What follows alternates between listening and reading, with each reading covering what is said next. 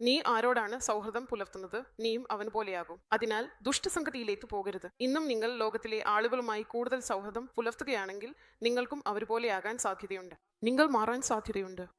പക്ഷേ വിശുദ്ധ ഗ്രന്ഥത്തിൽ എഴുതിയിരിക്കുന്നത് അവർ നിങ്ങളോടൊപ്പം മാറില്ല, മറിച്ച് നിങ്ങൾ അവരോടൊപ്പം മാറരുത് എന്നാണ്. നിങ്ങൾ പോയി അവരുടെ കൂടെ ഇരുന്ന് അവരുടെ എല്ലാ ശീലങ്ങളും പെരുമാറ്റങ്ങളും സ്വീകരിക്കരുത്, അവരുടെ കൂടെ ചേർന്ന് ജീവിക്കരുത്. അങ്ങനെ ചെയ്താൽ അവർക്ക് ഈ വെളിച്ചം ലഭിക്കും. പ്രഭു യേശുവിനെ പോലും ഓരോ വ്യക്തിയുടെ പേരിലും പാപികളുടെ സുഹൃത്ത് എന്ന് വിളിച്ചിരുന്നു.